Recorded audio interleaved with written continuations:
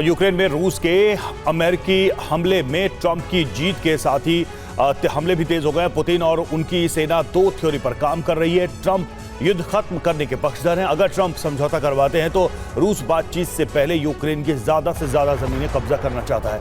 रूस ये कब्जा इसलिए कर रहा है ताकि यूक्रेन और अमेरिका उसकी शर्तों पर समझौता करने के लिए बाध्य हों। विध्वंसक हमला कर पुतिन सेना नाटो को भी दबाव में लाने की कोशिश कर रही है। थ्योरी के मुताबिक अगर ट्रंप जंग को तेज करते हैं तो रूस जनवरी से पहले जंग में बड़ी बढ़त बना लेना चाहता है। रूस खुद को भौगोलिक और रणनीतिक रूप से मजबूत कर रहा है ताकि अगर जंग विध्वंसक होती है तो रूस को इतनी बढ़त मिल जाए कि यूक्रेन के पास सरेंडर के अलावा कोई दूसरा विकल्प ना बचे।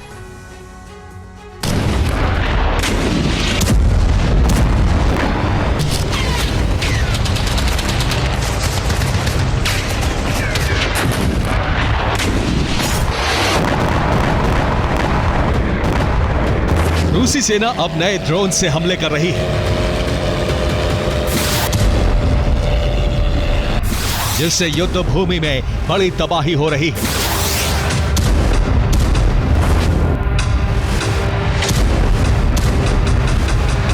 रूसी सेना जिस नए ड्रोन से हमले कर रही है उसका नाम है मोलनिया 2। इसकी रेंज है 40 किलोमीटर। यह 3 किलो तक बारूद ले जाकर तबाही मचाता है। यूक्रेनी सेना अब हार या सरेंडर के करीब पहुंच गई है। बावजूद इसके ज़ेलेंस्की सेना रूस में गुरिल्ला हमले कर रही है।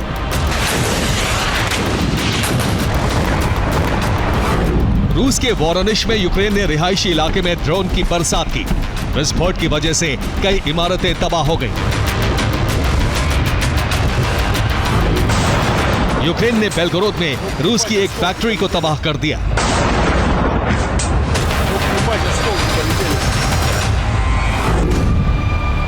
रूस में यूक्रेन ने 70 से ज्यादा ड्रोन दागे। रूसी एयर डिफेंस ने 44 ड्रोन को तबाह कर दिया। बाकी ड्रोन विस्फोट करने में सफल रहे।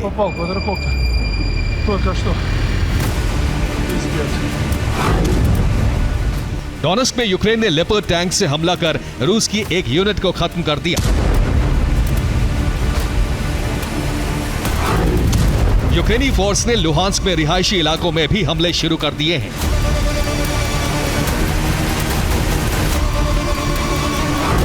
यूक्रेन हार की कगार पर खड़ा है।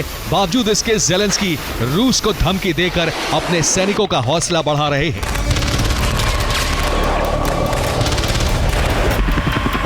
Далекобійні можливості України є. Далекобійні дрони свого власного виробництва. У нас тепер є довгий Нептун і не один. І тепер у нас є Атакамс. І ми все це будемо використовувати. अटैक एमएस हमले के बाद एक तरफ जहां रूस कीव को जलाने की तैयारी कर रहा है, वहीं दूसरी तरफ ज़ेलेंस्की ने फिर से अटैक एमएस से हमला करने की धमकी दे दी है।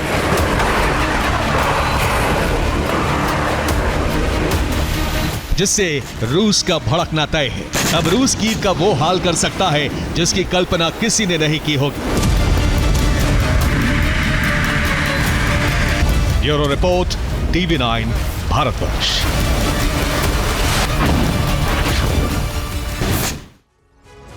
बात करते हैं मिडिल ईस्ट की, तो मिडिल ईस्ट में इजरायल की सुरक्षा कमजोर हो गई है। इजरायल का कवच इसलिए कमजोर हुआ है क्योंकि अमेरिका को लाल सागर से अपने एयरक्राफ्ट कैरियर अब्राहम लिंकन को वापस बुलाना पड़ा है। अमेरिका को यह फैसला इसलिए लेना पड़ा क्योंकि हूती अमेरिकी एयरक्राफ्ट कैरियर को लगातार टारगेट कर रहा था। इजरायल की रक्षा करने वाला योद्धा अमेरिका लौटा तो हूती ने लाल सागर में फिर से इजरायली जहाजों को जलाना शुरू कर दिया है।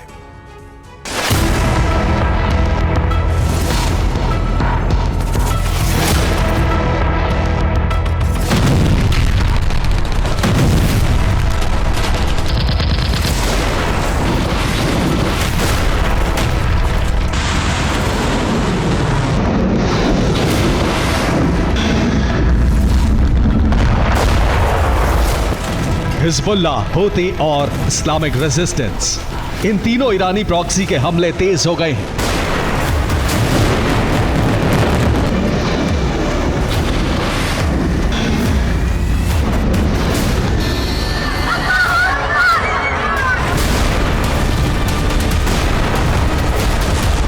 ईरानी प्रॉक्सी एकजुट होकर इजराइल के खिलाफ धावा बोल रहे हैं।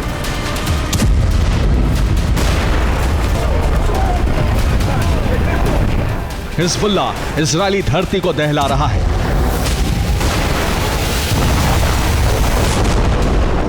इस्लामिक रेजिस्टेंस इजराइल के साथ साथ अमेरिकी बेस को भी टारगेट कर रहा है।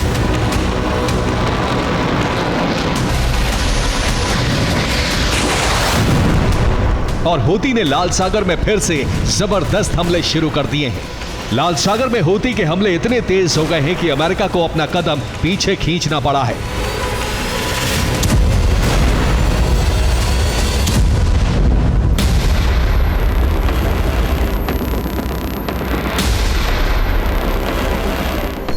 अमेरिका ने लाल सागर से अपने एयरक्राफ्ट कैरियर अब्राहम लिंकन को हटा लिया है।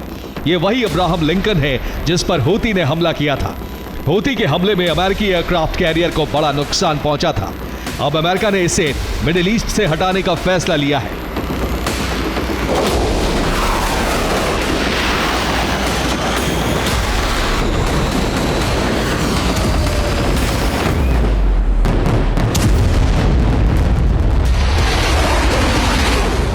मिडिल ईस्ट से अब्राहम लिंकन को हटाया गया, इजराइल की सुरक्षा कमजोर हुई तो हूती समेत ईरान के सभी प्रॉक्सी खूंखार हो गए। ईरानी प्रॉक्सी ने इजरायली धरती को दहलाना शुरू कर दिया।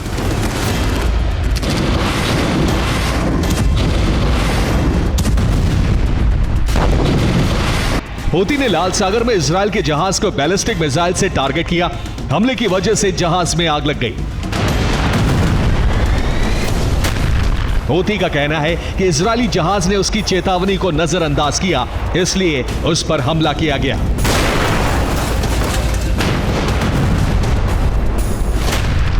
हूती की तरह ही हिजबुल्लाह और इस्लामिक रेजिस्टेंस भी आक्रामक हो गए हैं।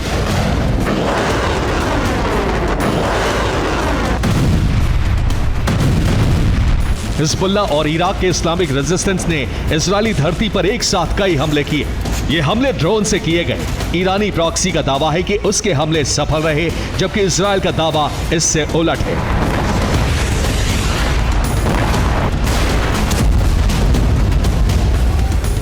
इजराइल का कहना है कि उसने इराक की तरफ से फायर किए गए एक ड्रोन को इंटरसेप्ट कर लिया, जबकि लेबनान की तरफ से हिजबुल्लाह ने 4 ड्रोन फायर किए।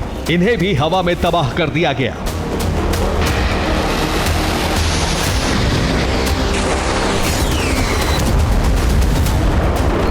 अमेरिकी खुफिया एजेंसी को इनपुट मिले हैं कि ईरानी प्रॉक्सी के हमले इसलिए तेज हो गए हैं क्योंकि इनकी मदद रूस कर रहा है। रूस ईरानी प्रॉक्सी को हथियारों की सप्लाई कर रहा है।